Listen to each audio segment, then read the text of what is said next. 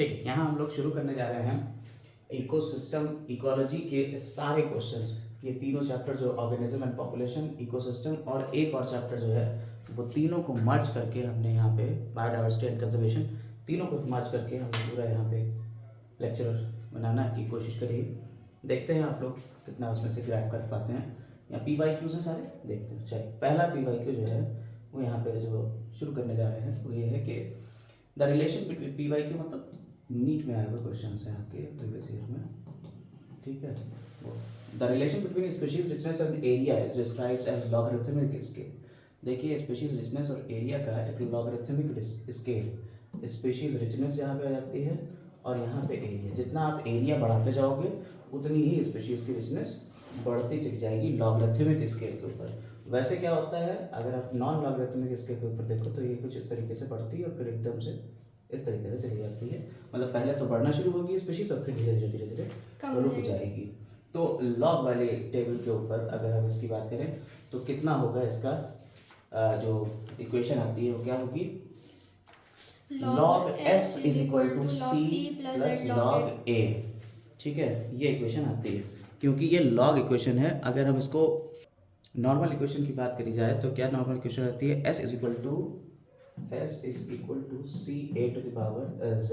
अगर इसमें दोनों तरफ लॉग ले लिया जाए तो ये बन जाएगा log s is equal to log s log c plus z is log equal to log c plus plus z log a। z log a। ठीक है, ये इक्वेशन आ जाएगी और वो यही पूछ रहा है कि ये स्ट्रेट लाइन की इक्वेशन होती है y is equal to mx plus c से। ठीक है, ये mx ये हो गया, c ये हो गया। इसमें c क्या है, y इंटरसेप्ट है, z क्या है, स्लोप है। इस तरीके से सारी बातें आती हैं। तो a z is regression coefficient, z slope हो गया, x जो है वो a हो गया। ठीक है, रिग्रेशन कोएफिशिएंट जो होता है। फिलहाल ये कह रहा है रिग्रेशन कोएफिशिएंट है, y इंटरसेप्ट है, एरिया, स्लोप और ये सारी बातें नोट कर दी तो इक्वेशन जाएगी ये। तो करेक्ट आंसर हो गया इसका C। ठीक है, चल नेक्स्ट पे आते हैं। नेक्स्ट क्वेश्चन है, two butterfly species are competing for the same nectar. कह रहे हैं दो बटरफ्लाई की स्पीशीज हैं वो कंपीट कर रही हैं same nectar of the flower. एक ही फ्लावर है, उसके नेक्टर में के लिए दो बटरफ्लाई की स्पीशीज कंपीट कर रही हैं in a garden to survive and coexist. Survive करती हैं और कोएग्जिस्ट करती हैं together. They may avoid competition in the same garden by. कह रहे हैं एक ही जगह पे वो कंपटीशन को अवॉइड कर रही हैं। ठीक है, तो कैसे वो कंपटीशन अवॉइड कर रही है, भाई दो स्पीशीज हैं एक ही तरीके के नेक्टर के लिए जंग लड़ रही हैं और वो दोनों के दोनों एग्जिस्ट भी कर रही हैं। ऐसा कैसे हो पा रहा है, तो ऐसा कैसे हो पा रहा है, इसके लिए फोरेजिंग पैटर्न्स अलग वो अलग है। अपना फोरेजिंग पैटर्न्स, यानी कि जब एक खा रही होगी तो दूसरी नहीं आ रही होगी, जब दूसरी खा रही होगी तो पहली नहीं आ रही होगी।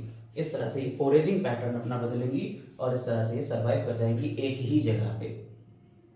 चलो नेक्स्ट है, which of the following is one of the characteristic of biological community. इसमें बायोलॉजिकल कम्युनिटी के लिए कौन एक कैरेक्टरिस्टिक है। अगर आप देखें तो कोई कम्युनिटी जो होती है, बायोलॉजिकल कम्युनिटी किसे कहते हैं, जिसमें बहुत सारी पॉपुलेशन होती है, बहुत सारी पॉपुलेशन होती है, वो उसे हम बायोलॉजिकल कम्युनिटी कहते हैं। और उसके लिए एक कौन सा सबसे ज़्यादा कैरेक्टरिस्टिक फीचर है, वो है स्ट्रैटिफिकेशन। क्योंकि एक कम्युनिटी में जैसे फॉरेस्ट हो गया, फॉरेस्ट में सबसे नीचे ग्रासेस होंगी, फिर हर्ब्स आएंगे, फिर श्रब्स आएंगे, फिर ट्रीज आएंगे। ठीक है, इस तरीके से इनके पैटर्न बनेंगे, तो वो कहलाता है स्ट्रैटिफिकेशन। अगर स्ट्रैटिफिकेशन की डेफिनेशन की बात की जाए तो stratification in ecology refers to the vertical layering. जैसे हमने वर्टिकल लेयरिंग की बात करी, ये वर्टिकल लेयरिंग हो रही है and arrangement of vegetation in layers, अलग अलग लेयर्स में। नेटैलिटी क्या होती है, नेटैलिटी मतलब बर्थ रेट, मोर्टेलिटी मतलब डेथ रेट, सेक्स रेशियो तो आपको पता ही है, मेल और फीमेल के ऊपर पर नंबर ऑफ फीमेल्स पर 1000 मेल्स।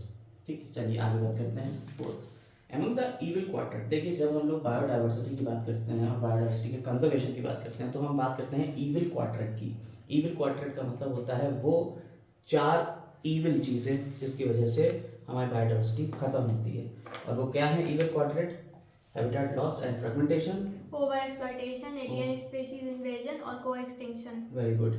तो कह रहे हैं इविल क्वाड्रेंट में मोस्ट इंपॉर्टेंट कॉज किसे कहा जाता है, चार के चारों तो है, इसमें मोस्ट इंपॉर्टेंट कौन सा है, याद रखिएगा, हैबिटेट लॉस एंड फ्रेगमेंटेशन पहला वाला सबसे ज्यादा इंपॉर्टेंट कॉज है।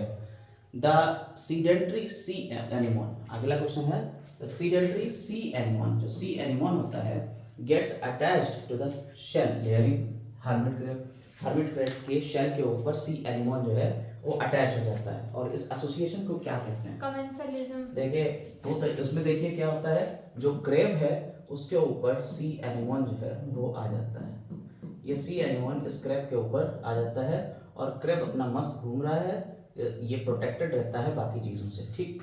तो इसमें क्या हो रहा है, एक को तो फायदा कुछ नहीं हो रहा है, जो सी एनिमोन है उसको ना फायदा हो रहा है ना नुकसान हो रहा है, लेकिन हर्मिट क्रेब जो होता है, हर्मिट क्रेब को फायदा हो जाता है, वो सरवाइव कर जाता है, और इस तरीके के इस तरीके का रिलेशनशिप जो होता है उसे क्या कहते हैं?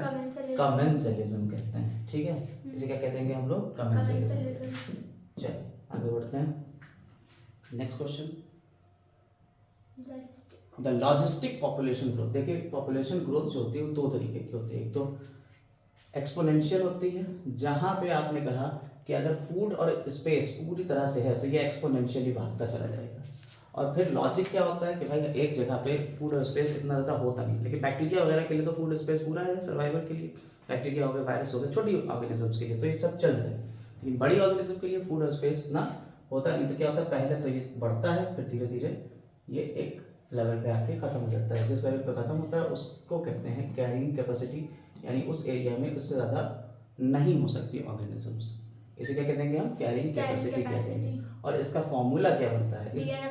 ये भी आपकी लॉजिस्टिक है, ये एक्सपोनेंशियल होती है, ये लॉजिस्टिक में ये एक्सपोनेंशियल है, तो यहाँ के वाला फॉर्मूला आ जाएगा कैरिंग कैपेसिटी वाला, क्या आ जाएगा? dn by dt, dn by dt is equal to Rn(k-n)/k, dn by dt is equal to Rn K-n/k k minus n by k।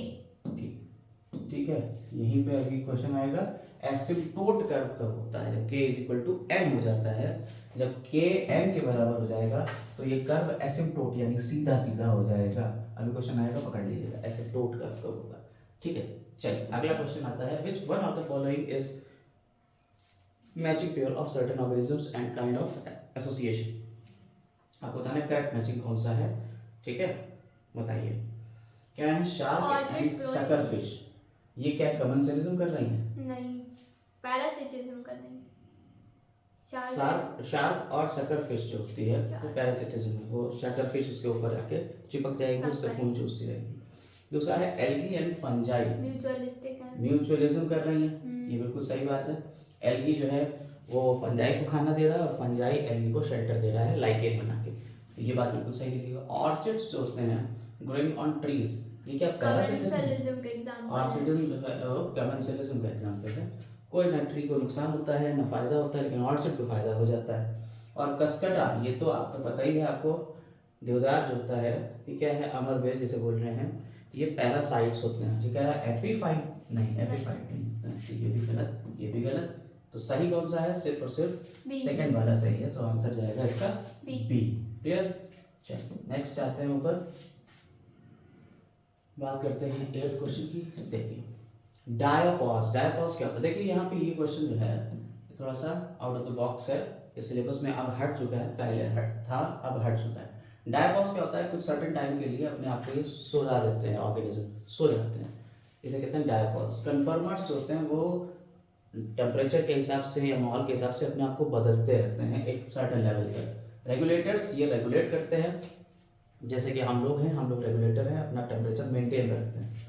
और साइक्लोमॉर्फ्स होते हैं, ये अपना पूरा साइकिल ही चेंज कर देते हैं, स्टेट ही चेंज हो जाती है, यानी कि दिख कुछ रहे हैं फिर कुछ दिन बाद कुछ और हो जाएंगे, साइक्लिक चेंजेस होते हैं ना, साइक्लोमॉर्फ कहते हैं।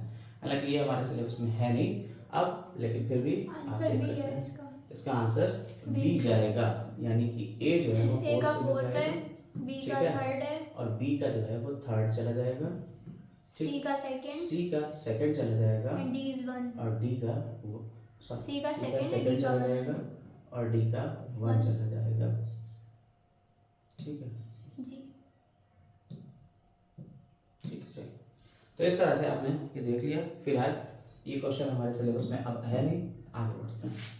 कह रहा है interaction between cuckoo and crow, क्या होता है ये इंटरेक्शन? आपको पता होगा कि ब्रूड पैरासिटिज्म होती है, इसमें क्या करता है कोयल जो है वो कौवे के अंडे नेस्ट है उसमें जाके अपने अंडे दे देगा, उसके अंडे फेंक देगा।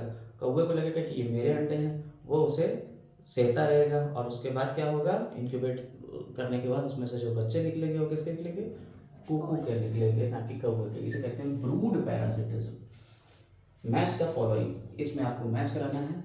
कैलोट्रोपिस यानी मदार क्या करता है, मदार कहाँ मिलता है, क्या है। देखिए कैलोट्रोपिस यानी मदार, कैक्टस, पैसिस्टर और मोनार्क बटरफ्लाई और कैमोफ्लेज, इनके तरीके हैं बचने के, यहाँ बचने के तरीके दिए हुए हैं और ये ऑर्गेनिज्म है। आपको बताना है क्या करेंगे। कैलोट्रोपिस कार्डियक ग्लाइकोसाइड्स निकालते हैं। कैलोट्रोपिस के अंदर जो होते हैं वो कार्डियक ग्लाइकोसाइड्स होते हैं, यानी कि मदार को जो कोई भी खाएगा वो पगला जाएगा। कैक्टस के अंदर जो होते हैं वो क्या होते हैं, प्रेडेटर इज मॉथ। ये इसके प्रेडेटर मॉथ जो है, कैक्टस पता है आपको अमेरिका में जब बहुत ज्यादा हो गई तो मॉथ भेजा गया था उसको खाने के लिए।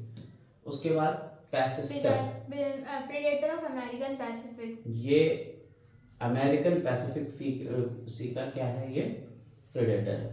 Monarch butterfly distasteful. Monarch butterfly जो है वो बस अपने जब लार्वल स्टेट में होता है वो इतने खराब चीजें खाता है जिससे उसका टेस्ट ही खराब हो जाता है और उसको कोई खाता ही नहीं है मोनार्क बटरफ्लाई को। कैमोफ्लेज होता है यानी कि बचना, छद्म आवरण जिसे बोलते हैं, क्या छद्म आवरण, ठीक है। ये अपने माहौल के जैसा ही बना लेगा और ये क्रिप्टिक कलर्ड हो जाते हैं, यानी कि अपने माहौल के जैसा ही उनका कलर हो जाएगा, तो उसे कैमोफ्लेज कह देते हैं। जैसे आपने इंसेक्ट को देखा, पेपर्ड मॉथ जो था वो अपना ब्राउन कलर का ही था, माहौल भी ब्राउन था तो बच गया। ऐसे ही फ्रॉक्स जो होते हैं, ग्रीन कलर का फ्रॉग है और ग्रीन कलर की ही पत्ती है तो फ्रॉग भी डिटेक्ट नहीं होंगे, बच जाएंगे। तो इसका आंसर क्या जाएगा, इसका आंसर जाएगा बी। क्लियर, चलिए आगे आते हैं।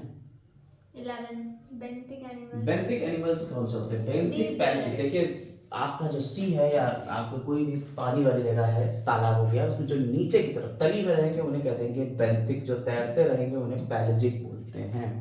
तो कह रहा है benthic animals are those which deep dwellers होते हैं, जमीन की बिल्कुल नीचे की तरफ रहेंगे, डीप में रहेंगे। Ear lobes of Arctic fox, देखिए यहाँ पे आपका एक ये भी सर्वाइवल वाला है, ये भी शायद हट चुका है, ग्रेगर्स रूल, ब्रैडमैन्स रूल और जॉर्डन्स रूल और एलन्स रूल। एलन रूल जो होता है तो कहता है सर्वाइवल के लिए, एलन्स रूल जो है वो क्या कहता है कि सर्वाइवल के लिए आपको जो हार्श कंडीशन है, ठंडे इलाकों में अगर आप देखेंगे तो उनके कान और हाथ छोटे छोटे होते हैं, तो वो कौन सा रूल है, वो कहता है एलन रूल। तो ये एलन रूल है जिसमें कह रहे हैं आर्कटिक फॉक्स जो है उसके कान छोटे छोटे हो जाते हैं। ऐसा क्यों है, क्योंकि वो वहाँ सर्वाइव करना चाहती है, अपनी एनर्जी को बचाना चाहती है। नेक्स्ट आपको यहाँ पे बता रहे हैं चूज द करेक्ट स्टेटमेंट्स। आपको यहाँ स्टेटमेंट करेक्ट आपको चूज करना है, 3 है। पहला कह रहा है population is a group of organisms belonging to the species living in particular area. या पॉपुलेशन क्या है, पॉपुलेशन है ग्रुप ऑफ ऑर्गेनिजम्स जो किसी पर्टिकुलर एरिया से बिलोंग करता है, किसी एक ही स्पीशीज का। Population of different species in a given habitat interacting with one another constitute community. Population जो है वो किसी एक हैबिटेट के, यानी कि अगर मान लीजिए पानी है या जमीन है, उस पर रहने वाले ऑर्गेनिजम्स जो है वो एक दूसरे से क्या करें, पॉपुलेशन इंटरैक्ट करें, तो उसे हम कम्युनिटी कह देंगे। Population is a group of organism belonging to the different species. क्या पॉपुलेशन अलग अलग स्पीशीज के लोगों का ग्रुप होता है, तो ये तो बात बिल्कुल ही फर्स्ट एंड सेकंड करेक्ट। तो कौन सा जाएगा, फर्स्ट एंड सेकंड ही जाएगा, क्योंकि आपको बताया, अभी हमने बताया कम्युनिटी में ढेर सारी पॉपुलेशंस आती हैं जो एक दूसरे से इंटरेक्ट करेंगी। ठीक है, नेक्स्ट कह रहे हैं इफ देयर आर 250 स्नेल्स।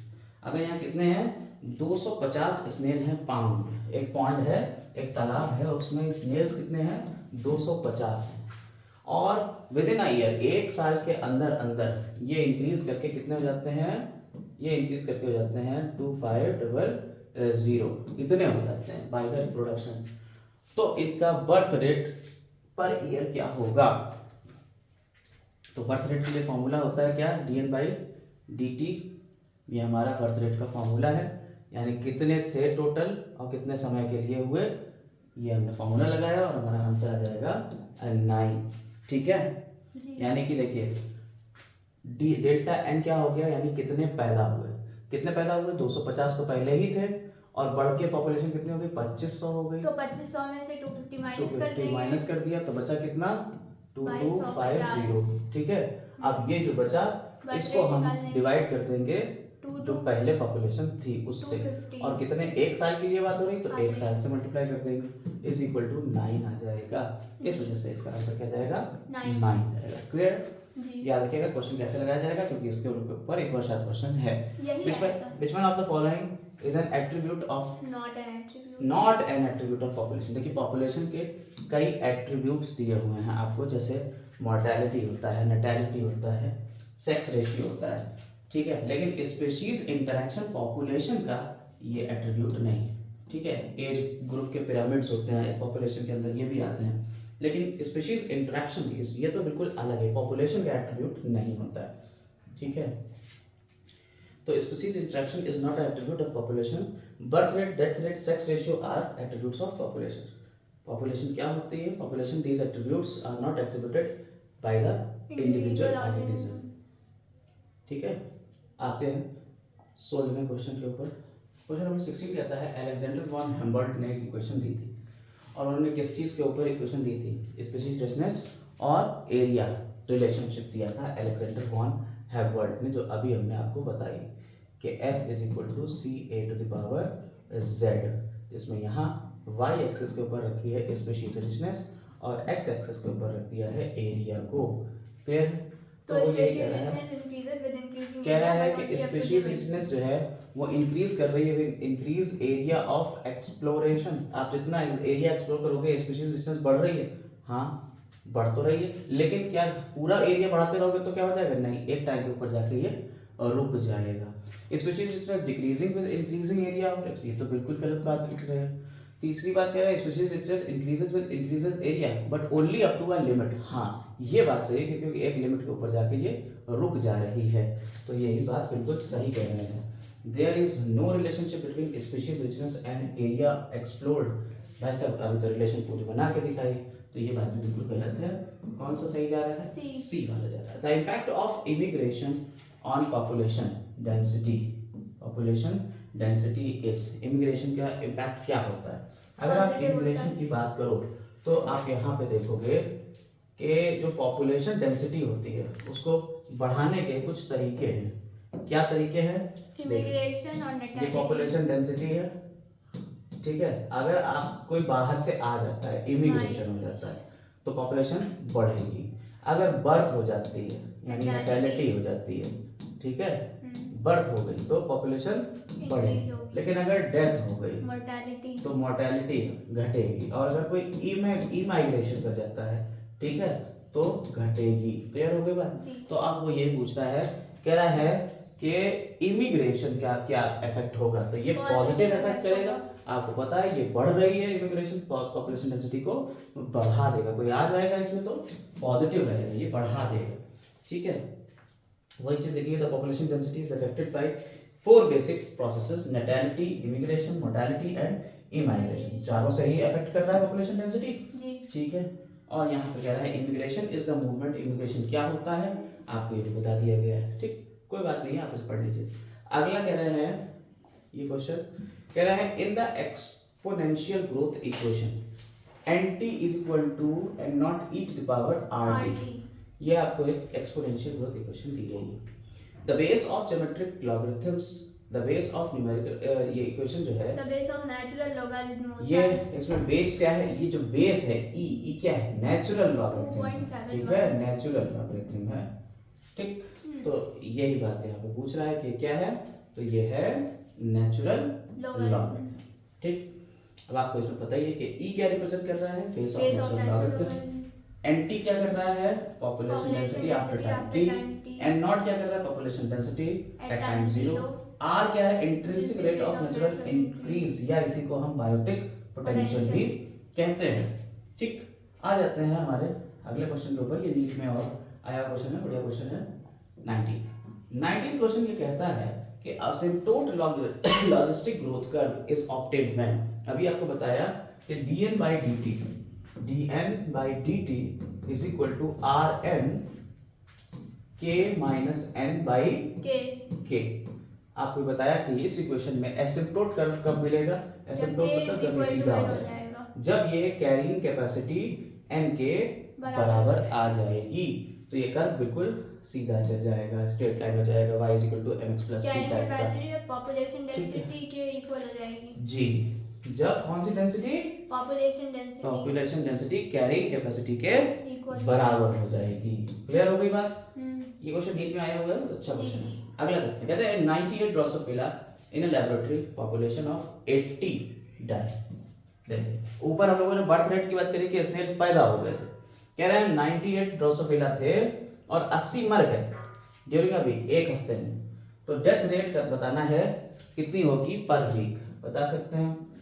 वही बात हो गई 98 - 80 है ना, 98 - 80 कितना हो जाएगा?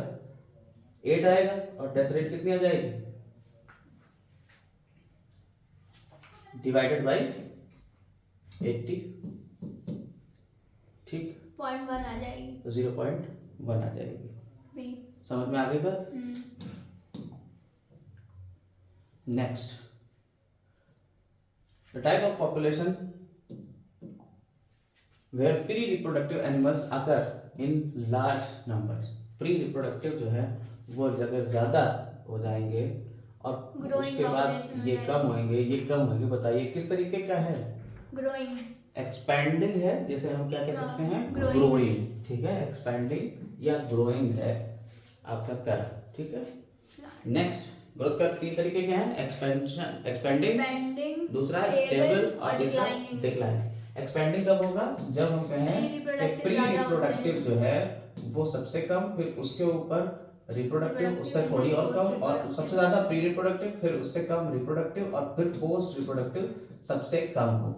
और अगर यही वाला सीन, और अगर जो है हम कहते हैं pre reproductive and reproductive equal है। हाँ, अगर प्री रिप्रोडक्टिव और रिप्रोडक्टिव इक्वल आ जाएगा तब इसे क्या कह देंगे? स्टेबल कह देंगे। और अगर कहते हैं प्री रिप्रोडक्टिव कम है, रिप्रोडक्टिव ज्यादा है और पोस्ट रिप्रोडक्टिव कम है, तो ये हो जाएगा डिक्लाइनिंग। 3 तरीके के आपके पॉपुलेशन के कर्व होते हैं, ग्रोथ कर्व। चलिए आगे देखते हैं। Plant offers rewards to animals. Plant जो है वो रिवॉर्ड देते हैं एनिमल्स को। Pollen, nectar, animals facilitate the pollination process. किस लिए? कि भाई पॉलिनेशन हो जाए। ये प्लांट्स जो है वो ऑफर कर रहे हैं एनिमल्स को, तो ऐसा तुम्हें हम जो है वो न तो नेक्टर दे देंगे, या तुम्हें हम कुछ खाने पीने का दे देंगे, फल दे देंगे, रहने की जगह दे देंगे, ऑफर करना है।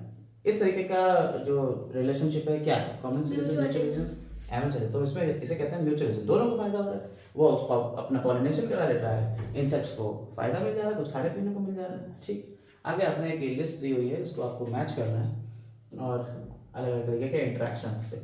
जैसे लेपर्ड और लायन फॉरेस्ट या ग्रासलैंड में किस तरीके का रिलेशनशिप शो करते हैं? लेपर्ड या लायन, बताइए। Competition, mutualism, commensalism. इसके अलावा बात करती कुकू। अभी कुकू की बात करी थी हम लोगों ने, तो क्या कर रहा था? कुकू तो ब्रूड पैरासिटिज्म कर रहा था, अपने अंडे जो फंजाई या माइकोराइजा। ये क्या करता है? म्यूचुअलिज्म करता है। इसका एग्जांपल ग्लोमस दिया हुआ है एनसीईआरटी में, ठीक है, ग्लोमस। कैटल एग्रेट जो होता है वो कमेंसलिज्म करता है, जिसमें कैटल को ना फायदा ना नुकसान है, लेकिन कैटल एग्रेट जो है उसको फायदा मिल जाता है, उसे इंसेक्ट मिल जाते हैं। और लेपर्ड जो है वो कंपटीशन कर रहा है कि जब तक शेर जो है वो खाना नहीं खा लेगा तब तक लेपर्ड पीछे खड़ा रहेगा। देख लो, तो आंसर जाएगा इसका बी। सब एक से एक मिले हुए, सब पीवाईक्यूज हैं, नीट में आए हुए हैं सारे ही क्वेश्चन, कोई ऐसा नहीं है कि नहीं आया। नेक्स्ट आपका ये क्वेश्चन एक और आता है, इसमें भी आपको सेम इसी तरीके से मैच करना है। कह रहे हैं यहाँ पे इंटरेक्शंस दिए हुए हैं और यहाँ पे स्पीशीज ए और बी को किसको फायदा हो रहा है, किसको नहीं फायदा हो रहा है, ये दिया हुआ है। म्यूचुअलिज्म की बात आती है, दोनों को तो म्यूचुअलिज्म में दोनों को फायदा होता है, ठीक है, ए और बी दोनों को फायदा। नहीं, सपोर्ट है म्यूचुअलिज्म। कंपटीशन में जो होता है, सॉरी कमेंसलिज्म में एक को फायदा, एक को ना फायदा या ना नुकसान होता है। एमेंसलिज्म एक को फायदा होता है और एक को नुकसान होता है और एक को ना फायदा या ना नुकसान होता है। और पैरासिटिज्म एक को फायदा होता है और दूसरे को नुकसान होता है, ठीक है। चलिए यहाँ पे ऑप्शन आप अपना मैच कर लीजिएगा। ऑप्शन सी जा रहा है यहाँ पे कह रहे हैं ए का 4 हो गया, ठीक है, बी का 1 हो गया, ठीक, सी जी। का आंसर सेकंड सी हो गया, जाएगा। ठीक है, 2023 का क्वेश्चन नहीं है। थर्ड, ठीक। यहाँ पे थोड़ा सा गड़बड़ थी, मिला नहीं था, माइनस लिख दिया। चल आगे आते हैं अगला, which among the following statements can not be corrected to predation. कह रहे हैं इसमें से कौन से प्रीडेशन के लिए सही नहीं है। प्रीडेशन का शिकार और शिकारी वाली बात हो रही है। It is necessitated by nature to maintain the ecological balance. जी। ये जरूरी है इकोलॉजिकल बैलेंस के लिए। हाँ, ये बिल्कुल सही बात है भाई, जब तक शिकारी जो है वो शिकार नहीं करेगा तो नीचे वाली पॉपुलेशन कंट्रोल में नहीं आएगी, तो बैलेंस के लिए तो सही है। It helps in maintaining species diversity in a community. बिल्कुल ये बात भी सही है कि भाई स्पीशीज की डाइवर्सिटी एक कम्युनिटी में ये मेंटेन करता है। भाई शिकार करता रहेगा, डाइवर्सिटी कंट्रोल रहेगी। It might lead to extinction of species. क्या ये एक्सटिंक्शन भी करा देगा? हाँ, अगर ये प्रीडेटर बहुत ज्यादा घातक हुआ, बहुत तेज हुआ, तो सारे ही खा जाएगा, तो क्या होगा? एक्सटिंक्शन हो सकता है स्पीशीज का। Both the interacting species are negatively impact. दोनों को नेगेटिव इम्पैक्ट कैसे होगा? प्रीडेटर वो तो खाना खा रहा है, उसे तो फायदा हो रहा है, दूसरी चीज मर रही है, एक को फायदा एक को नुकसान होता है, तो ये बात गलत दी हुई है। वो यही कह रहा है कि can not be connected to predation, सही नहीं है। आपने छांट लिया, डी वाला सही नहीं है। ठीक, चल आगे आ जाते हैं। 25 Western Ghats have a large number. कह रहे हैं Western Ghat have larger number of plants. Western Ghat के ऊपर लार्जर नंबर हैं किसके? Plants and animals that are not found anywhere else. Which of the following term is used to notify such species. ऐसे species को क्या कहेंगे हम? एंडेमिक। जो एक जगह के ऊपर बहुत ज्यादा होती हैं स्पीशीज और उस पर्टिकुलर जगह पे ही मिलेंगी, उसके अलावा वो कहीं नहीं मिलेंगी, ऐसी स्पीशीज क्या कहलाती हैं? एंडेमिक स्पीशीज कहलाती हैं। तो ये हो गई एंडेमिक स्पीशीज। की स्टोन स्पीशीज वो होती हैं जिनकी वजह से सब कुछ चल रहा है। अगर वो हट जाए तो पूरा का पूरा इकोसिस्टम लड़खड़ा जाता है, उन्हें हम की स्टोन स्पीशीज कहते हैं। जैसे मान लीजिए शेर है, शेर को ही अगर हम हटा दें तो शेर क्या करेगा? वही तो पॉपुलेशन को नीचे कंट्रोल करे हुआ था, तो अगर शेर को हटा दिया तो नीचे की पॉपुलेशन बहुत ज्यादा बढ़ जाएगी, कंपटीशन होने लगेगा, हो सकता है एक्सटेंशन भी जल्दी हो जाए। तो क्या होगा? वो कंट्रोल करे, तो उसे क्या कहेंगे? की स्टोन स्पीशीज, वही है चाबी। ठीक, अगला कहते हैं carnivorous animals Lions and leopards occupy the same निश। निश का मतलब क्या होता है? निश का मतलब होता है वो जगह किसी एक हैबिटेट में जो उसका फंक्शनल रोल होता है। Functional role in a particular habitat is called niche. But lions predate mostly larger animals and leopard takes smaller ones. This mechanism of competition is referred to as। देखिए कह रहे हैं कि कार्निवोर दोनों ही मांसाहारी हैं, लेपर्ड और लायन, और एक ही निश में करते हैं, उनका दोनों का सेम निश है, दोनों का फंक्शनल रोल एक ही, दोनों मांसाहारी हैं और एक ही जगह रहते हैं, टेरेस्ट्रियल है, ठीक, जमीन के ऊपर। लेकिन लायंस जो है वो बड़े बड़े जानवरों को खाता है, जबकि लेपर्ड जो है वो छोटे छोटे जानवरों को खाता है। इस तरीके के कंपटीशन को क्या कहेंगे? तो ये क्या कहलाता है? Resource partitioning. कह रहा साहब हम लोग अपने अपने रिसोर्स बांट लेते हैं, तुम ये खाना हम ये खाएंगे, दोनों साथ साथ रहेंगे, ठीक, इसे क्या कहेंगे? Resource partitioning. क्लियर? आगे आते हैं। कहते हैं the principle of competitive exclusion. ये किसने दिया था? गॉस ने कॉम्पिटिटिव एक्सक्लूजन प्रिंसिपल दिया था, जीएफ गॉस, याद रखिएगा। और इसका मतलब क्या है? यहाँ पे लिखा हुआ भी कॉम्पिटिटिव एक्सक्लूजन प्रिंसिपल टू और more species with closely similar निश। निश मतलब वही बताया हमने, जहाँ वो एक पर्टिकुलर हैबिटेट में उसका functional role can not exist indefinitely in the same area as soon as the latter they come to competition for possession of it. It is called Gauss competitive exclusion principle. इसमें जो competition होगा, competitively more superior species competitive lower वाले को हटा देगी, exclude कर देगी, exclusion principle। आते हैं 28 के ऊपर। The population of an insect species show an explosive increase in numbers during rainy season, followed by disappearance at the end of the season। आपने ये देखा होगा कि इंसेक्ट की स्पीशीज जो होती हैं, बरसात में इंसेक्ट बहुत ज्यादा हो जाते हैं, एकदम से बहुत ज्यादा हो जाते हैं, लेकिन फिर क्या होता है? लेकिन जब बरसात का सीजन धीरे धीरे खत्म हो रहा होता है तो उनकी पॉपुलेशन जो है वो अचानक से कम होने लगती है। ऐसा क्यों होता है? The population of its predator increases enormously, क्या इनकी पॉपुलेशन प्रीडेटर की बढ़ जाती है? एस शेप और sigmoid growth of this insect, क्या एस शेप दिखती है आपको, इस तरीके की ग्रोथ दिखती है इंसेक्ट की? या the food plants mature and die at the end of the rainy season, क्या फूड प्लांट मैच्योर होते हैं और डाई हो जाते हैं रेनी सीजन के एंड तक आते हैं?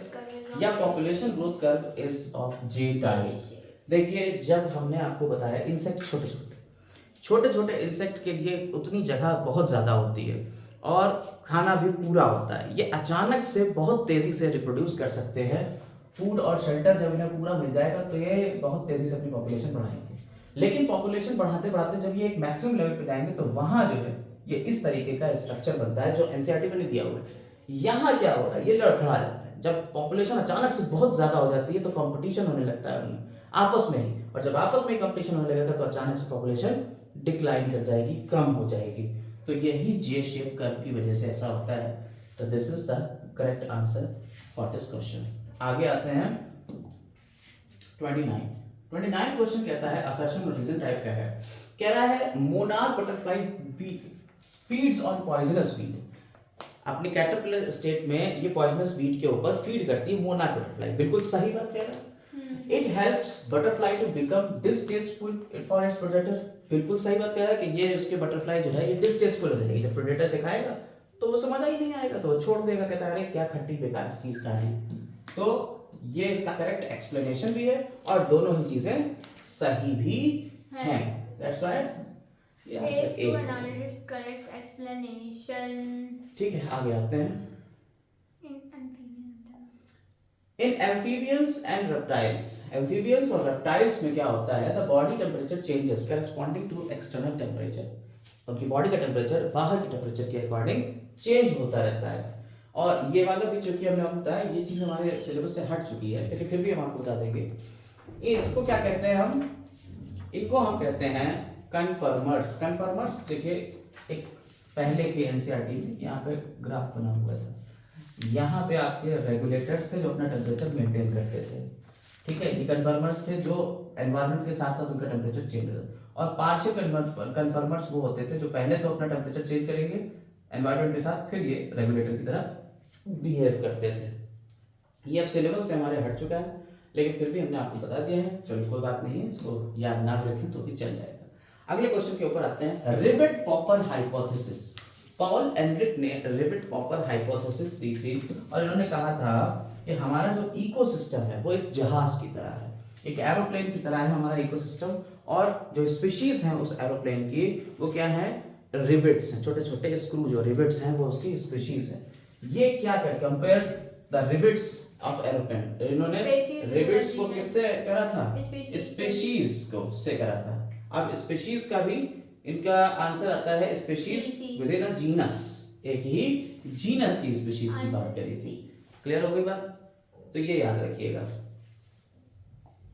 फुल लेंथ के लेक्चर पड़े हुए हैं, आप वहां जाके देख सकते हैं, उससे रिलेटेड क्वेश्चंस और भी वहां मिलेंगे फुल लेक्चर के। लेकिन फिलहाल में आपको ये एनसीईआरटी सेंट्रिक और नीट सेंट्रिक क्वेश्चन हम बता देंगे, सिर्फ नीट से रिलेटेड क्वेश्चंस हैं। चैनल आपको यहाँ दिख रहा होगा, मेरे चैनल का नाम यहाँ पे, जैसे आप सब्सक्राइब करके आगे बढ़ सकते हैं। इसमें प्लेलिस्ट पे जाके आप पूरा देख सकते हैं, इकोसिस्टम वाला पूरा चैप्टर वाइज एनसीईआरटी लेवल पर। चल, गिवन बिलो द स्टेटमेंट, कह रहा है स्टेटमेंट दिए हुए हैं, Gause competitive exclusion principle states that two closely related species competing for the same resource cannot coexist indefinitely and comparatively inferior one will be eliminated eventually। बिल्कुल सही बात लिखती। दूसरा कह रहा है in general carnivores are more adversely affected by competition than herbivores. Carnivores जो है उनको ज्यादा इफेक्ट होता है हर्बीवोर्स के, नहीं उल्टा दिया हुआ है, हर्बीवोर्स जो है वो ज्यादा इफेक्ट करता है। तो ये उल्टी बात है। Statement 1 is correct but statement second is answer A statement 1 correct है और सेकंड जो है वो हमारा गलत है। Which among the following is not the functional unit of the ecosystem. Ecosystem की फंक्शनल यूनिट कौन नहीं है? पॉल्यूशन। आपको पता है इकोसिस्टम में ये काम होते हैं, न्यूट्रिएंट साइकिल होता है, एनर्जी फ्लो होता है, डिकम्पोजिशन होता है। ठीक है, तो इसलिए पॉल्यूशन तो नहीं होता। आते हैं आगे। स्पीशीज दो The species through insignificant in number determine existence of many other species in a given ecosystem. Such species is known as keystone species. अभी आपको बताया कि की स्टोन स्पीशीज वो होती है जिसके खुद के नंबर तो ज्यादा नहीं है लेकिन वो दूसरी स्पीशीज के एग्जिस्टेंस के लिए बहुत जरूरी है, वही डिटरमाइन करेगी कि क्या है, तो उसे हम की स्टोन स्पीशीज कहते हैं। इसकी डेफिनेशन याद रखिए, की stone species hold together the complex web of relationship in an ecosystem. They can be animals, plants और माइक्रो ऑर्गेनिजम्स, कोई भी हो सकता है, जरूरी नहीं कि शेर ही जैसे हमने आपको बताया वही आपकी की स्टोन स्पीशीज हो। Example of keystone species includes starfish, sea otters, ठीक है, wolves, elephants, tiger, lion etcetera. ठीक, आते हैं नेक्स्ट क्वेश्चन के ऊपर। स्टेटमेंट 1 कह रहा है Amazon rain forest is called lung of our planet. बिल्कुल सही, 20% ऑक्सीजन हमें अमेज़न रेन फॉरेस्ट से ही मिलती है। दूसरा कह रहा है द नंबर ऑफ स्पीशीज पर unit area is called species richness. हाँ, ये भी बात दोनों सही, दोनों तो दोनों स्टेटमेंट सही हैं। देखिए इसमें असर्शन रीजन टाइप नहीं है, ये स्टेटमेंट है सिर्फ, तो ये नहीं कहेंगे कि इसका करेक्ट एक्सप्लेनेशन, तो दोनों स्टेटमेंट सही जा रहे हैं, हमारा आंसर चला जाएगा ए। क्लियर हो गई बात जी। चल 36 क्वेश्चन के ऊपर आते हैं और देखते हैं आंसर क्या है इसका। Which one of the following expected to have highest value. ये हमारी जो प्रोडक्टिविटी है, ठीक है, ग्राम पर मीटर स्क्वायर पर ईयर, ठीक है, तो ये जो हमारे ग्राम पर मीटर स्क्वायर पर ईयर की बात हो रही है, ये किसी में क्या होती है, ये प्राइमरी प्रोडक्टिविटी या ग्रॉस प्रोडक्टिविटी या सेकेंडरी प्रोडक्टिविटी या नेट प्रोडक्टिविटी कौन सी होती है? ग्रॉस। तो इसे कहते हैं gross productivity, gross primary productivity, GPP, ठीक है। तो आंसर जाएगा इसका सी। तो gross primary productivity is the amount of carbon fixation during photosynthesis by all producers in the ecosystem. Gross primary productivity will have the highest value in grassland ecosystem as the producers, that is the grass will be the abundance। तो grassland ecosystem में GPP की value बहुत ही ज्यादा होगी। देखिए इस explanation से भी क्वेश्चन बन सकते हैं, तो ध्यान दीजिएगा इन एक्सप्लेनेशन के ऊपर भी। आते हैं नेक्स्ट क्वेश्चन के ऊपर। The amount of biomass, the amount of biomass और organic matter produce per unit area over a time period by plants during photosynthesis called, इसे क्या कह देंगे? Primary productivity. अभी हमने आपको बताया। देखिए primary productivity, gross primary productivity और नेट प्राइमरी प्रोडक्टिविटी क्या होता है जरा देखिए। प्राइमरी प्रोडक्टिविटी ये हुआ कि आपने कहा कि सूरज की रोशनी आई और सूरज की रोशनी प्लांट्स के ऊपर पड़ी और प्लांट्स ने कितनी फोटोसिंथेसिस करी, इसे कहते हैं हम प्राइमरी प्रोडक्टिविटी। लेकिन पूरे साल में इन्होंने कितना टोटल अमाउंट बना दिया, क्योंकि खुद भी तो कंज्यूम कर रहे थे, तो उन्होंने जो खुद कंज्यूम करा यानी रेस्पिरेशन में कंज्यूम कर दिया प्राइमरी प्रोडक्टिविटी को, अगर रेस्पिरेशन से हटा दिया जाए, ठीक है, देखिए प्राइमरी प्रोडक्टिविटी को में से रेस्पिरेशन को अगर हटा दिया जाएगा, प्राइमरी प्रोडक्टिविटी क्या थी, वो ग्रॉस प्राइमरी प्रोडक्टिविटी थी जो टोटल उसने बनाया था। उसमें से अगर रेस्पिरेशन को हटा देते हैं तो अगले ट्रॉपिक लेवल के लिए जो बचता है उसे कह देते हैं एनपीवी, नेट प्राइमरी प्रोडक्टिविटी। यही अगले लेवल को, ट्रॉपिक लेवल को अवेलेबल होगी। तो वो यही यहाँ पे उससे रिलेटेड क्वेश्चन है। कहना था अमाउंट ऑफ बायोमास और organic matter produce per unit area over a period of time, इसे क्या कह देंगे हम? Primary production, primary productivity. Total कितना बायोमास बना वो हमारी प्राइमरी प्रोडक्टिविटी हो गई।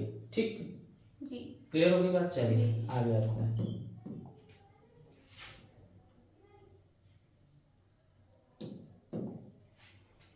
यहाँ एक लिस्ट दी हुई है, आपको बताना है। कह रहा है कार्बन डिजॉल्व इन ओशन, कितनी परसेंट कार्बन हमारी ओशन में डिजॉल्व होती है। ठीक, दूसरा कह रहा है पार यानी फोटोसिंथेटिकली एक्टिव रेडिएशन।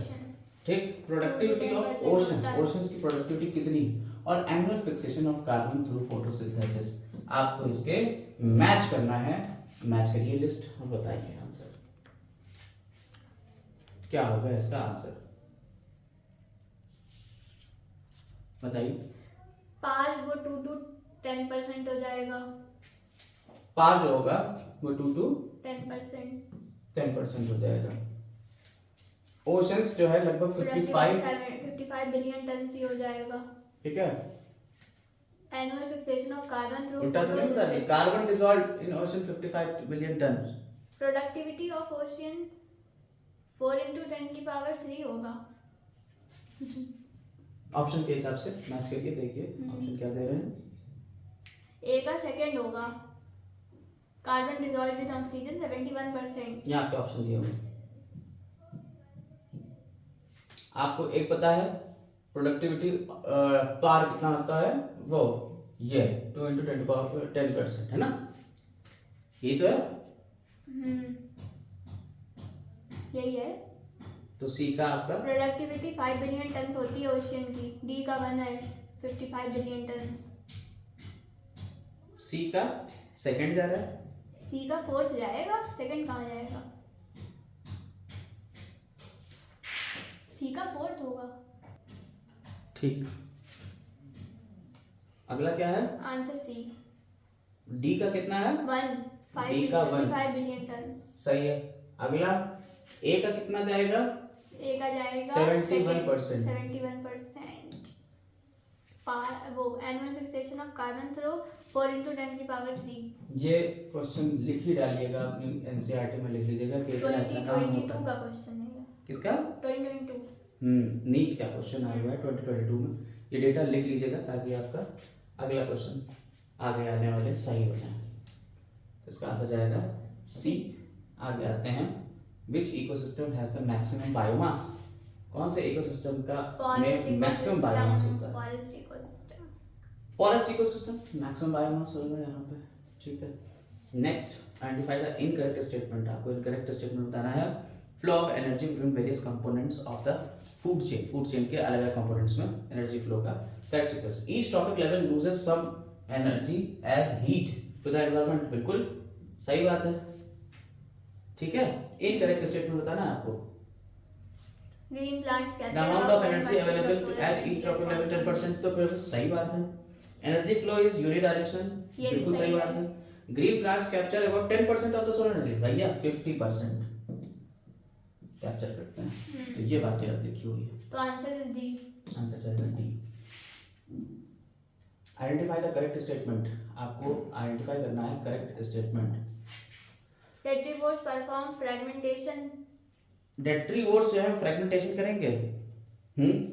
सही काम करते हैं बिल्कुल। अगला, Humus is further degraded by some microbes during mineralization। Humus is further degraded by some microbes during mineralization. बिल्कुल सही।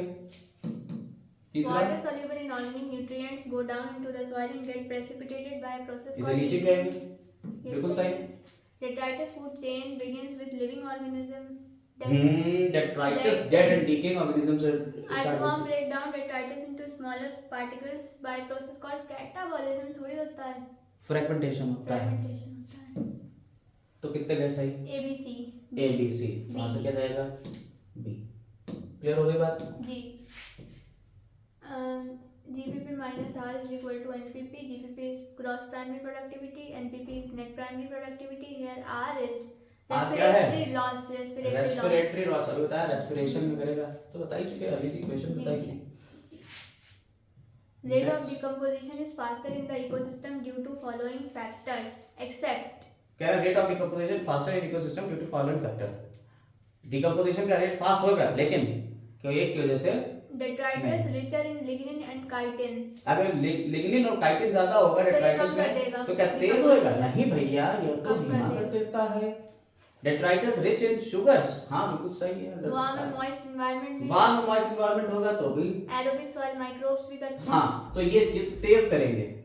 इनकी वजह से तो फ्रेगमेंट हो तुम्हारा जो है वो डिकम्पोजिशन तेज होगा, लेकिन इसकी वजह से धीमा हो जाएगा ये। और एक और चीज है, लो टेम्परेचर पे ठंड होगी तो भी धीमे होएगा। ठीक है, याद रखिएगा। चलिए आगे आते हैं, next question. Primary producers of deep sea hydrothermal vent ecosystems are. Primary producers जो हैं वो डीप सी हाइड्रोथर्मल वेंट्स के कौन है? वहां कौन रहता है? डीप सी यानी कि बहुत गहराई में गर्म पानी के जो झरने हैं, वहां प्राइमरी प्रोड्यूसर कौन होगा? Chemosynthetic bacteria. Chemosynthetic bacteria. वहां बैक्टीरिया ही सर्वाइव कर पाएगा भाई, और कोई तो प्लांट और किसी में तो हिम्मत नहीं सर्वाइव कर पाए, तो बैक्टीरिया सर्वाइव कर सकता है। Grazing food chain. अच्छा, अगर यहाँ पे वायरस होता तो क्या वायरस जाता? नहीं। क्योंकि वायरस फोटोसिंथेसिस या कुछ कर नहीं सकता है, प्रोड्यूसर नहीं है वो। Full form of GFC, GFC यानी ग्रेजिंग फूड चेन। जीएफसी का फुल फॉर्म क्या होती है? Grazing food chain. आते हैं असर्शन रीजन के ऊपर। कह रहा है soil is the major factor for establishment of biotic community with diverse organisms and it takes several 100 to thousands years to produce fertile soil on bare rock। देखिए ये question भी हम लोगों के सिलेबस से हट चुका है। ये सक्सेशन, इकोलॉजिकल सक्सेशन का क्वेश्चन है, जो इकोलॉजिकल सक्सेशन टॉपिक ही हमारे सिलेबस से इस साल हट चुका है, तो इसको हटा सकते हैं। बट अगर अभी आ गया है तो क्वेश्चन सॉल्व कर ही लेते हैं, बता देते हैं। देखिए soil is the major factor for establishment of a bio, किसी बायोटिक कम्युनिटी के लिए एक सॉइल जो है वो मेजर फैक्टर होता है, और कई लाख से कई हजार साल लग जाते हैं, कई सौ से कई हजार साल लग जाते हैं सॉइल बनने में। रॉक्स टूटती रहती, चट्टानें टूटती हैं, तब उससे मिट्टी बनती है। ये बात सही लिखी हुई है। Lichen secretes acids to dissolve rock to form soil formation. और हाँ, ये बात बिल्कुल सही लिखी है कि लाइकेंस धीरे धीरे जो है वो एसिड डालेंगे और वो रॉक्स को तोड़ते रहेंगे और उससे मिट्टी बन जाएगी। दोनों सही हैं, तो दोनों बातें सही लिखी हुई हैं और ये करेक्ट रीजन भी है, ठीक है। But this is not included in our NEET syllabus of 2025। Which of the following is a characteristic feature of cropland ecosystem? क्या है? Cropland ecosystem. आपने ग्रासलैंड तो पढ़ा, क्रॉपलैंड वही है, ठीक है जी। उसके लिए कौन सा फीचर जो है वो कैरेक्टरिस्टिक फीचर है लीस्ट जेनेटिक डाइवर्सिटी। उसमें जेनेटिक डाइवर्सिटी बहुत ही कम होती है, ठीक। ये कैरेक्टरिस्टिक फीचर है, याद कर लीजिएगा, इसे रट्टा मार लीजिएगा, आउट ऑफ द बॉक्स है थोड़ा, लेकिन याद लीजिएगा। अब कह रहे हैं when man eat fish which feeds zooplankton which have eaten small plants to produce in the chain। अब प्रोड्यूसर कौन है? ठीक है, क्या कह रहे हैं? एक आदमी था, उसने फिश खाई, उसने किसको खाया? फिश को खाया। फिश ने किसको खाया? जूप्लैंक्टन को खाया, ठीक है। और जूप्लैंक्टन स्मॉल प्लांट्स को खा चुके थे। तो बताइए इसमें प्रोड्यूसर कौन है? Small plant. स्मॉल प्लांट्स के प्रोड्यूसर होंगे, खाना तो वही बना रहे हैं, ठीक है। क्या स्मॉल प्लांट्स आगे आते हैं। मैच द कॉलम फिर से आ जाता है। फोर ट्रॉपिक लेवल किसमें होंगे? ग्रास के। सेकंड ट्रॉपिक लेवल के ऊपर कौन आएगा? घास को कौन खाएगा? रैबिट खाएगा, ठीक है। फर्स्ट ट्रॉपिक लेवल पे कौन आ जाएगा सबसे पहले? क्रो। घास ही तो सबसे पहले घास होगी फर्स्ट ट्रॉपिक लेवल के ऊपर। नहीं, हाँ, फिर ये कैसे हो जाएगा? Third trophic level fourth trophic level पे वल्चर आएगी ना, वो खाएगी ना वो उसको। क्या फोर्थ ट्रॉपिक लेवल? अच्छा एक मिनट देख, फोर्थ ट्रॉपिक लेवल वल्चर आएगा। फूड चेन बना देते हैं। सबसे पहले आपने कहा ग्रास को कौन खा रहा है? रैबिट, है ना? यही तो है, रैबिट खाता है। और क्रो क्या कर रहा है? क्रो रैबिट को खा रहा है क्या? और क्रो को वल्चर खा जाएगा, उसको वल्चर खा रहा है। अब बताइए, ग्रास, रैबिट, क्रो, वल्चर। तो फर्स्ट ट्रॉपिक लेवल आपका ये हो गया फर्स्ट, ये हो गया सेकंड ट्रॉपिक लेवल, ये हो गया थर्ड ट्रॉपिक लेवल, और ये हो गया फोर्थ ट्रॉपिक लेवल। अपना मैच कर लो, क्या जाएगा आंसर? डी जाएगा, ठीक है जी। ए का सेकंड जाएगा फोर्थ ट्रॉपिक लेवल, बी का थर्ड जाएगा, ठीक है, सी का फोर्थ चला जाएगा, और डी का फर्स्ट चला जाएगा। तो देखिएगा साफ दिख रहा है, ठीक। चल आते हैं, विच of the following statement is not correct. Not correct निकालना है, गलत निकालना है। Pyramid of number in a grassland ecosystem is upright. किसी ग्रासलैंड इकोसिस्टम में पिरामिड ऑफ नंबर जो है वो अपराइट होता है। हाँ, आपकी घास सबसे ज्यादा होगी, उसके बाद फिर अगला आएगा, फिर अगला आएगा। Pyramid of biomass in sea is generally inverted. हाँ, बायोमास इन्वर्टेड होता है, ये बात बिल्कुल सही। गलत निकालना। Pyramid of biomass in sea generally upright नहीं होता है, इन्वर्टेड होता है। अभी ऊपर जब सही है तो नीचे वाला गलत हो ही जाएगा। Pyramid of energy is always upright, ये बात भी सही है। तो क्या जाएगा? सी जाएगा इसका आंसर। चलिए नेक्स्ट क्वेश्चन के ऊपर आते हैं। तीनों चैप्टर का मिक्स है, which of the following statement is incorrect, इसमें से एनर्जी कौन सा content statement gradually decreases from first to fourth कह रहा है energy content gradually decrease from first trophic level to last. सही है। हाँ बिल्कुल सही बात है, एनर्जी धीरे धीरे Biomass 10% law. Biomass decreases from first to fourth, गलत बात लिख दी है। बायोमास जो है, बायोमास तो डिक्रीज होगा।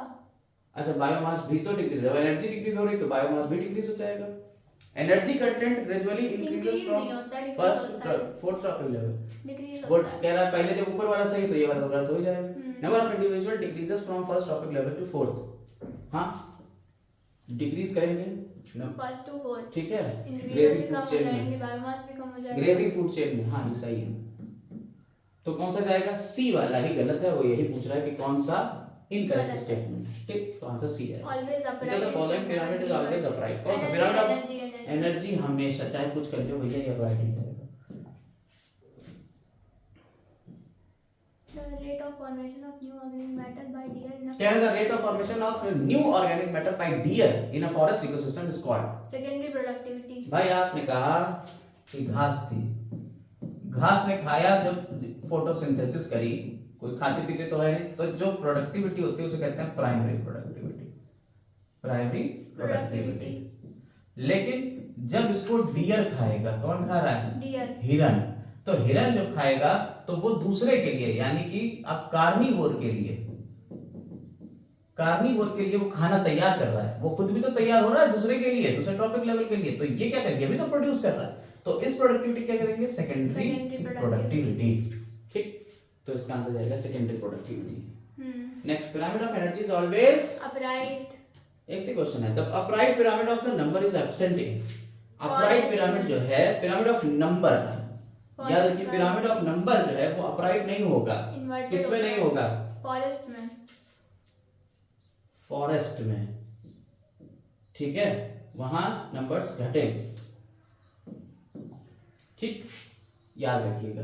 एज ऑफ पिरामिड हमने पूरा इसका पढ़ाया है, पिरामिड्स इकोसिस्टम वाला पूरा चैप्टर एक ही वीडियो में खत्म करा है, आप देख सकते हो उसको, इसमें जाके प्लेलिस्ट के ऊपर आप देख सकते हो।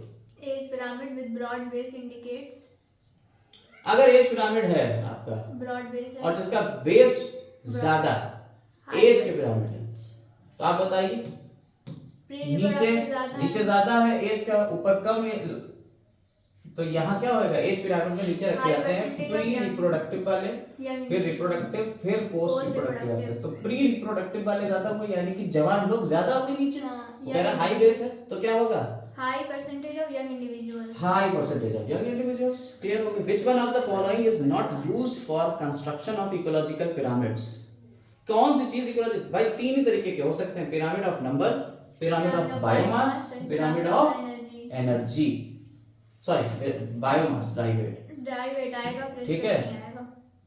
फ्रेश वेट नहीं आता है, क्लियर हो गई बात। नेट प्राइमरी तो ये याद रखिएगा, बहुत अच्छा क्वेश्चन है, बायोमास में दोनों चीजें आ सकती थी, लेकिन कौन सा हम लेते हैं, ड्राई वेट लेते हैं, फ्रेश वेट नहीं लेते हैं, से याद रखिएगा, लिख लीजिए। एनपीपी, नेट प्राइमरी प्रोडक्टिविटी क्या होती है, NPP, GPP minus R, GPP minus R is equal to a NPP, तो यहाँ इक्वल टू का निशान मिलेगा, ए जाएगा, ठीक।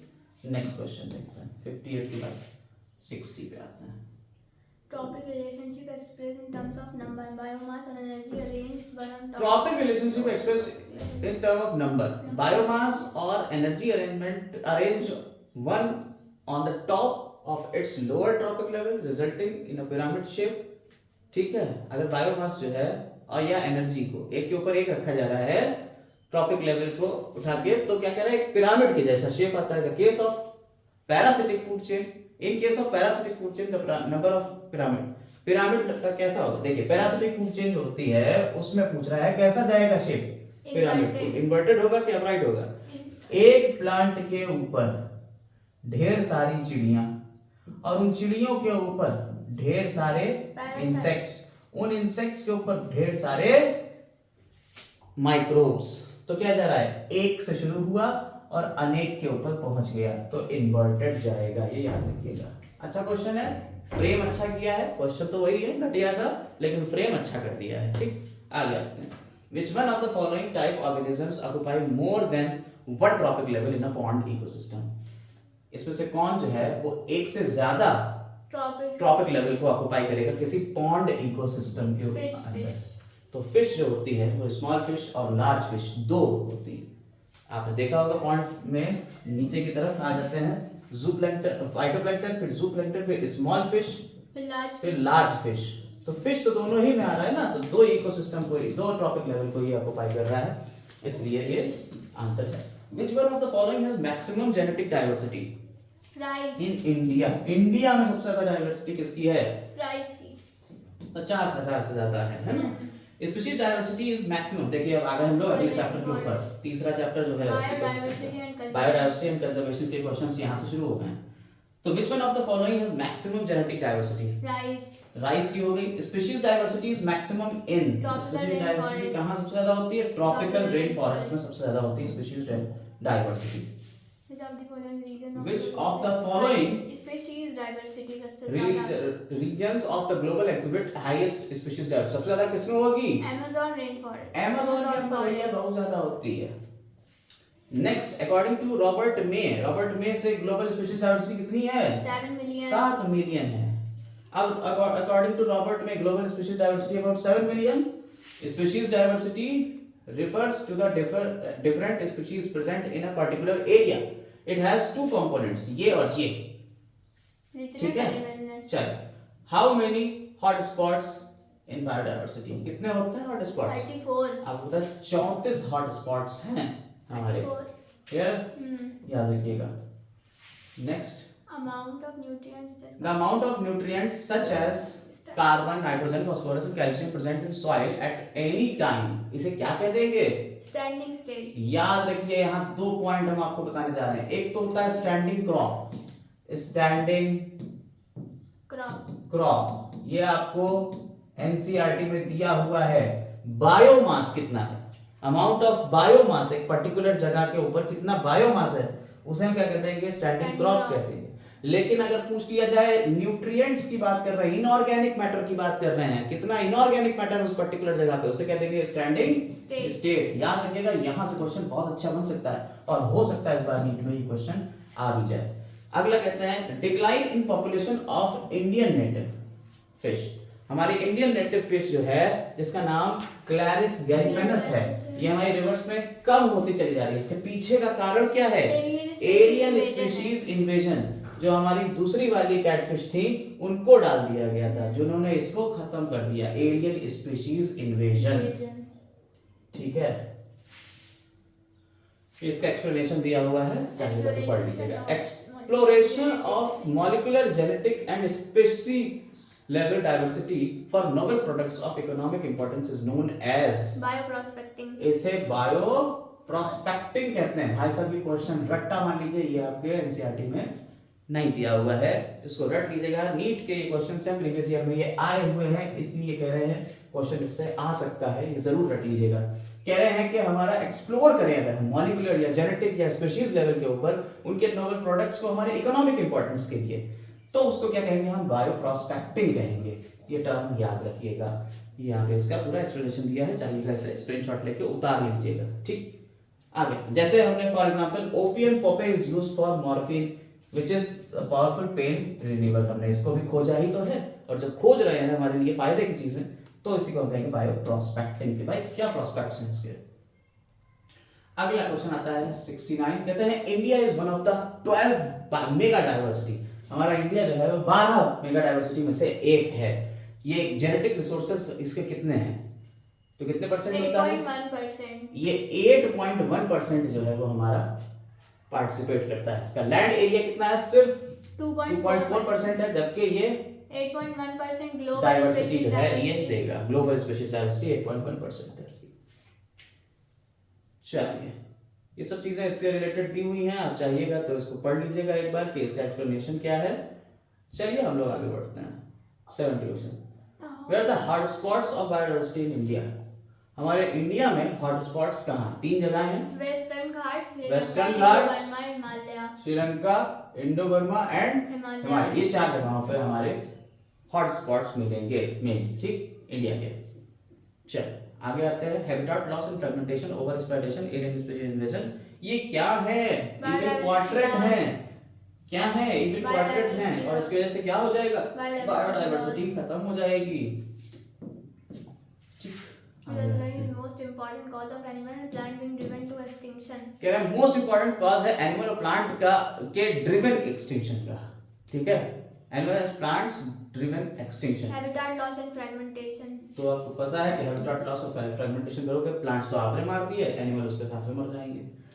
वर्ल्ड समिट जो हुई थी सस्टेनेबल डेवलपमेंट की, जो 2002 में हुई थी जोहान्सबर्ग में, साउथ अफ्रीका में, किस बात के ऊपर उन्होंने प्लेज लिया था?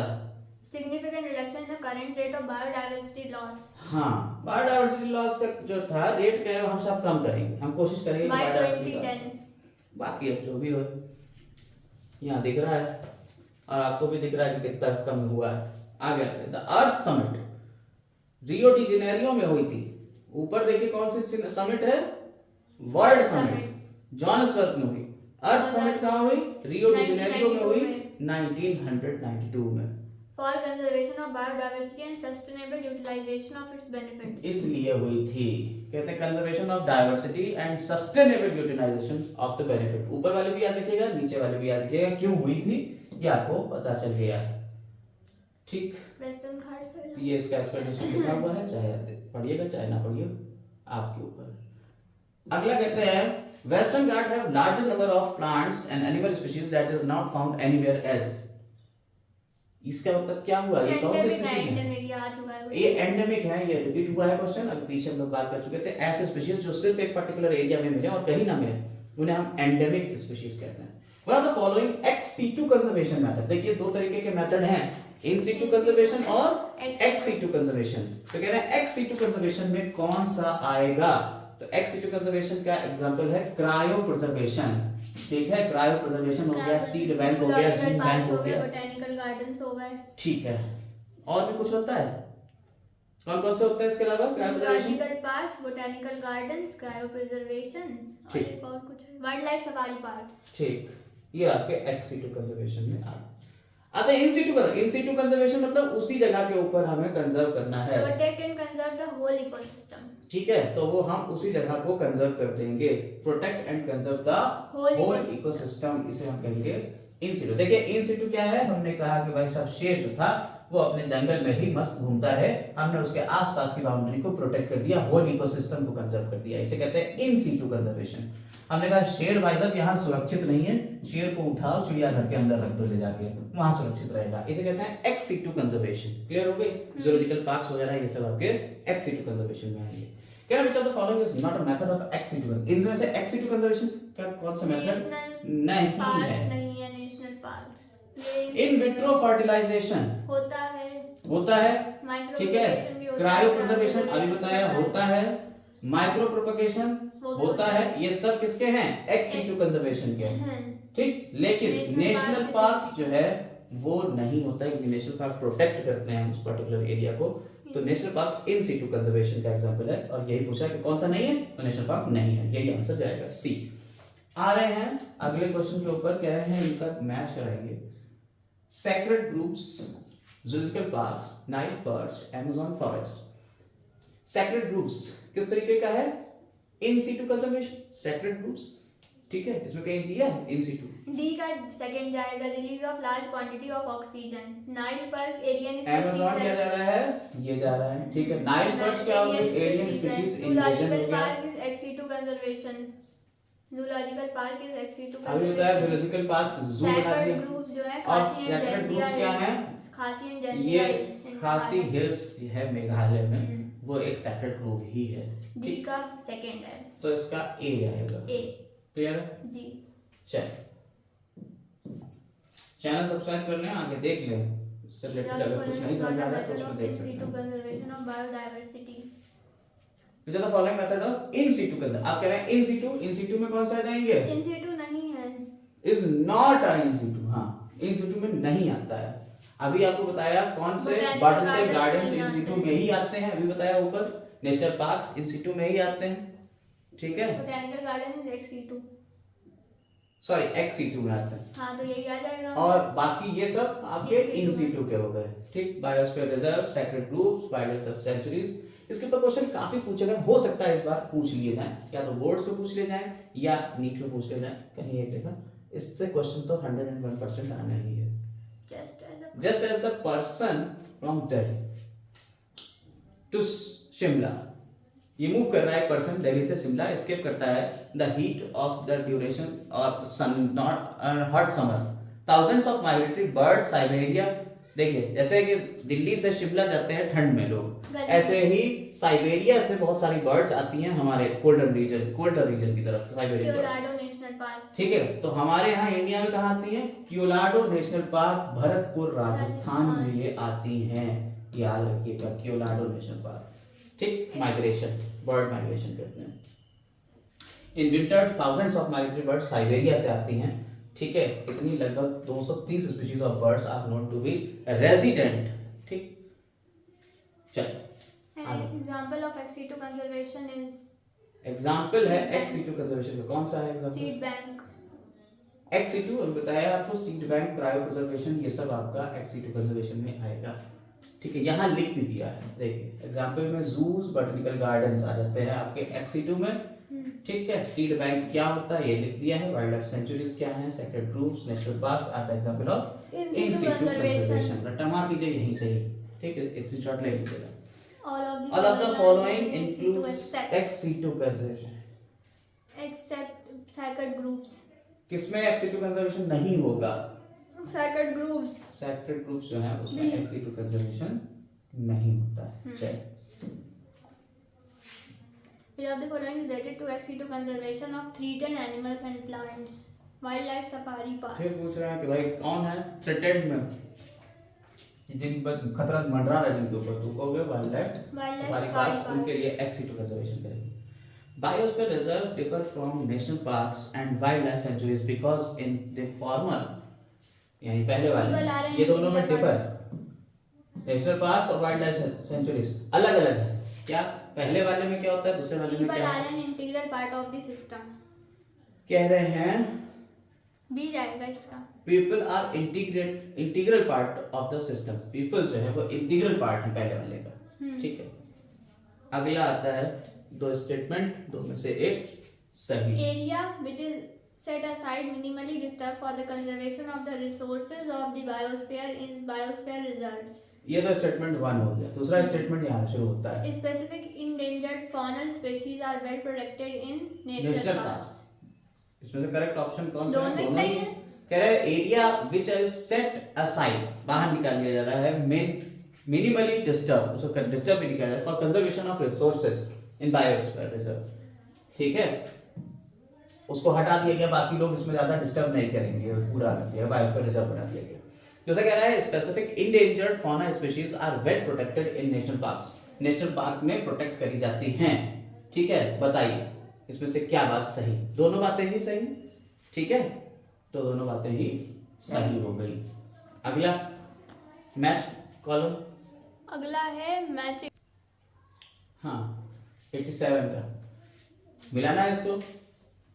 बायोडाइवर्सिटी हॉटस्पॉट्स किससे मिलेंगे? बायोडाइवर्सिटी हॉटस्पॉट्स वो जगह होती हैं जहां पे भाई साहब बहुत ज्यादा अमाउंट में मिलेंगी चीजें। ठीक है, तो क्या जाएगा? Hotspots biological richest and most threatened, है ना, ये तो जाएगा। इसके बाद अगला biosphere reserves minimally disturb for the conservation of the resources, ये तो अभी पढ़ा था। मिनिमली डिस्टर्ब कर देंगे, अभी ऊपर वाले में आया था। नेशनल पार्क्स क्या होते हैं? Natural habitat is strictly reserved for protection of natural life. ठीक है, सेंचुरीज क्या होते हैं? सेंचुरी क्या होती है? Specific endangered faunal species, specific endangered fauna species. Sacred ये रखे जाएंगे। सैक्रेड ग्रुप क्या होते हैं? The group of trees of species special religious importance. ठीक, सैक्रेड है, सैक्रेड मतलब रिलीजियस हो गया, ये पूजा वाली बात हो रही है, सैक्रेड। ठीक हो गया, धार्मिक है। अगला पूज्य, Indian rhinoceros are protected in, Indian rhinoceros कहाँ होता है भैया? काजीरंगा में, काजीरंगा वन हॉर्न राइनोसॉरस। ठीक है। Wildlife conservation aims at, wildlife conservation किस बात के ऊपर एम करता है? Maintain the ecological process to enrich the wildlife diversity. सबसे पहले मेंटेन कर रहा है इकोलॉजिकल प्रोसेस को, क्या ये इसलिए होता है conservation to enrich the wild diversity with exotic species. क्या exotic species? Preventing migration of species, maintaining the diversity of life, maintaining the diversity of life or maintaining the ecological process. A and D. ठीक है, preventing migration, migration को बचाने की थोड़ी कर रहा है। ए और डी जाएगा, आंसर इसका करेक्ट होगा D. Next and the last question कह रहे हैं one of the following is not sacred group. इनमें से कौन सैक्रेड ग्रुप नहीं है? ईस्टर्न घाट्स। ईस्टर्न, वेस्टर्न घाट है, ईस्टर्न घाट सैक्रेड ग्रुप नहीं है। ये आपके सब सेक्रेट ग्रुप हैं, बेटा मान लीजिएगा। अगर नहीं लिखे हैं नाम तो वहाँ लिख लीजिएगा, Aravalli hills, Khasi and Jaintia hills, Western Ghats. और ये ईस्टर्न घाट ये नहीं होता है, और यही एक सही आंसर जा रहा है। इसी के साथ ये सारे 90 क्वेश्चंस पूरे हो जाते हैं। नीट से रिलेटेड सारे क्वेश्चन और सारे तरीके की प्रैक्टिस हो चुकी है। उम्मीद कर रहे हैं नीट में आप अच्छा परफॉर्म करेंगे। Have a nice day.